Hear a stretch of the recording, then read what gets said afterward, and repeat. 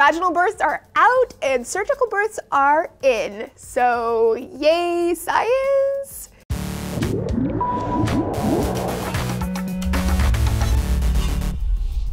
Hey everyone, Laci Green here for D News. Y'all have heard of C-sections, right? It's like a surgical birth. The surgeon makes an incision in the mom's abdomen and uterus to pull the baby out. The cesarean section originally emerged as an alternative to vaginal birth in the case of an emergency, for instance, if the umbilical cord prolapses, or more commonly, if the labor fails to progress. In recent years, though, C-sections have become wildly popular. In 1970, only 1 in 20 newborn babies was delivered by a C-section, and now it's 1 in 3. Some OBGYNs predict that it'll be more popular than vaginal birth in our lifetime. So is the trend a problem? Well, there are definitely some things to consider. For one, it's an actual surgery. So like most surgeries, when it's not a medical necessity, it increases the risk of complication. C-section also carries triple the death rate that vaginal birth does, and for the mom, recovery is much longer and more difficult. 20% of patients experience abdominal pain for months afterward. For babies, those that aren't delivered vaginally don't get the same exposure to their mom's microbiome.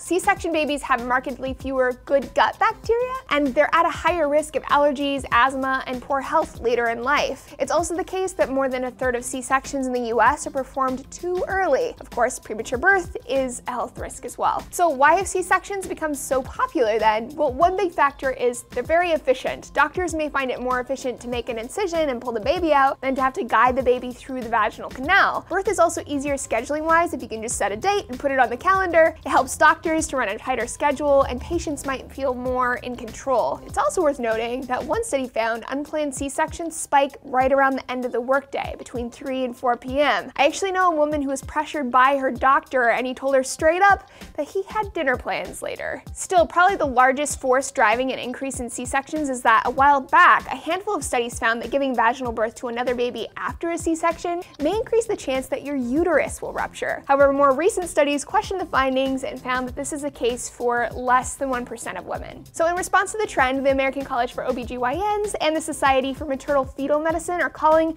for fewer C-sections, with guidelines recommending that doctors and patients allow the proper time it takes for nature to take its course. They say that the rates are too high and the risks are too great, and they advise that doctors need to refocus on using the procedure as a last resort. So what do you guys think about C-sections and the current trend? Let me know down below or on our D News Facebook page, and we'll see you next time.